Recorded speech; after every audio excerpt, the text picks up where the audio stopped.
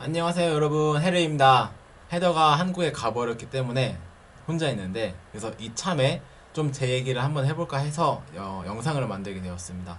제가 영주권 받기까지 시간이 얼마나 걸렸는지에 대해서 한번 얘기해 보려고 하는데요. 그럼 한번 시작해 보겠습니다.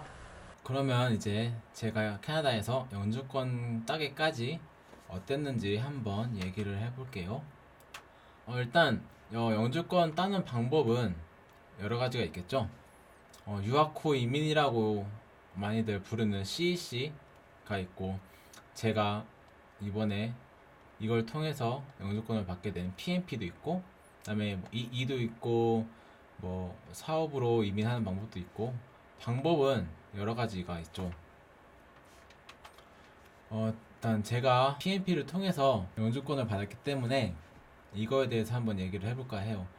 왜 PNP 앞에 M이 붙었냐면은, 이게 저희가 매니토바 주니까 앞에 M을 따가지고 MPNP라고 부르고, 뭐 BC 주면 BCPNP라고 부르기도 해요. MPNP는 이제 가장 메리트가 있던 게, 직종에 아무런 상관없이 6개월만 일하면은 신청을 할 수가 있었습니다. 다른 조건 딱히 필요하지 않고 6개월만 일하면 됐었어요.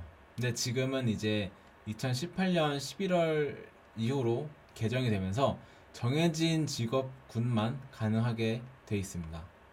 슬픈 소식이죠. 왜 MPNP가 쉬운지 다른 주를 비교해서 한번 말씀드리면, 일단 BC주를 예를 들어서 한번 봐볼게요. 여기에 조건이 있는데, 여기에 NOC라고 있는데, NOC가 이제 캐나다에서 정해놓은 직업 등급입니다. 예를 들면은 A 등급, B 등급이어야 되는데, 쉽게 말하자면 A는 이제 유니버시티, 이제 4년제를 졸업해야 되고, B는 2년제나 3년제를 컬리지를 졸업을 하면은 할 수 있는 직업들인 거예요. 그리고 또 밑에 보시면 최소 2년 동안 일을 해야 됩니다. 2년 동안. 매니토바는 직종 상관없이 6개월만 일하면은 신청이 가능했는데, BC주는 정해진 직업이 있고, 또 그거를 2년 동안 일을 했어야지 신청을 할 수가 있어요. 매니토바 조건을 한 번 더 자세히 보면은 어, 여기 보시면 풀타임으로 6개월만 일하면 된다고 역시나 써있네요. 중요한 건, 이거는 이제 개정 전이에요. 개정 전. 지금은 해당되지 않습니다. 이번 11월 달부터 이제 해당되지 않아요. 그리고 나머지는 대한민국 사람이라면 다 충족할 수 있습니다. 그러면 한번 제 타임라인을 한번 얘기해 볼까 하는데, 저는 2014년 10월에 캐나다에 도착합니다. 캐나다에 와서 12월부터 일을 시작하게 되는데, 한 두 달 정도 걸렸어요. 일 구하기까지. 그 다음에 7월에 MPNP를 신청합니다. 약 한 6개월이 지난 후에 이제 MPNP를 신청을 합니다. 근데 이때 이제 제가 신청할 때 점수제가 생깁니다. EOI라고 생기는데,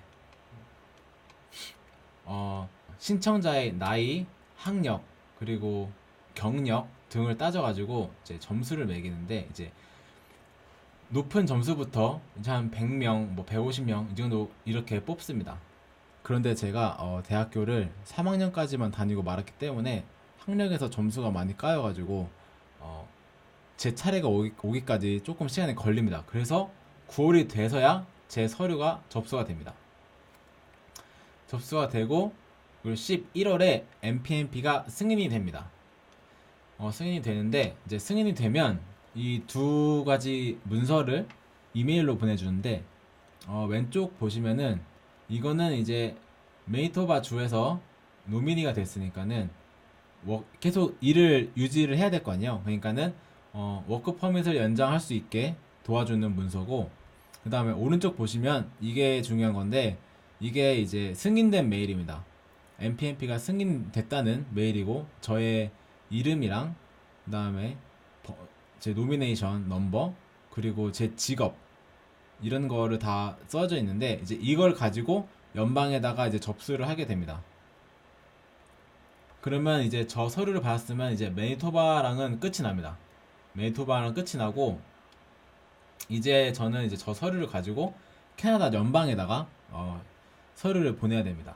그런데 이제 11월에 승인을 받고 2월에 서류를 제출하게 되는데, 이 기간에는 제가 서류도 준비하고 제가 혼자 했기 때문에 서류가 한두 장이 아니고 한 뭉탱이에요. 한 뭉탱이고, 그리고 한국에서 서류를 좀 받아야 됩니다.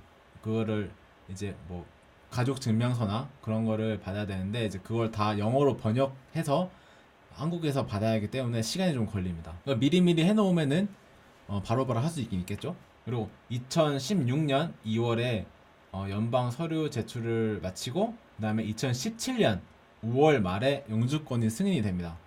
연방 접수하고 나서 16개월이 지났어요. 16개월 만에 영주권이 승인이 됩니다. 이제 승인이 되면은 이게 끝이 아니라 이제 영주권 카드가 있는데, 이게 영주권 카드예요. 이 영주권 카드인데, 이거를 받을 때까지 또한 2달을 기다려야 됩니다. 이거를 받는 데까지 한 2달 정도 기다려야 돼요. 그 전까지는 캐나다 밖을 못 나갑니다. 영주권자지만은 저 카드를 가지고 나가야 하기 때문에, 그리고 다시 돌아올 때 저 카드로 제 신분을 증명해야 하기 때문에 나갈 수가 없어요. 그래서 계속 기다린 끝에 8월 초쯤에 영주권 카드를 받습니다. 그래서 제가 영주권 받기까지, 캐나다 입국부터 이제 카드를 손에 쥐기까지 걸린 시간은 2년 10개월이에요. 아까 BC주가 조건 중에 하나가 2년 동안 일을 해야 되는 거였어요. 2년을 일을 하려면은 2년짜리 학교를 가야 돼요. 2년짜리 학교를 가서 2년짜리 학교를 가면 2년짜리 비자를 받을 수가 있어요. 일할 수 있는 비자를. 그럼 벌써 4년이에요. 4년. 벌써 4년이에요. 이제 그러고 나서 이제 연방에 신청을 할 수 있는 겁니다. 드디어. 그러면 한 5년, 6년이 걸리겠죠? 이게 너무 긴 시간이기 때문에 저는 다른 데를 가지 않고 매니토바 주에 와서 2년 10개월 만에 끝나게 됩니다. 이 정도면 나쁘지 않은 거예요. 캐나다에선. 이렇게 제가 영주권 받기까지 걸린 시간에 대해서, 그리고 간단하게 영주권에 대해서 얘기를 해봤는데, 좀 더 궁금한 게 있으시거나 좀 더 알고 싶은 게 있으시면은 댓글 달아주시면 제가 아는 거 한해서 영상을 한번 또 만들어 보고, 또 다음 영상에서는 좀 더 자세하고 또 다른 주제로 또 찾아올 테니까 좋아요와 구독 잊지 말아주시고, 다음 영상 때 뵙겠습니다. 안녕.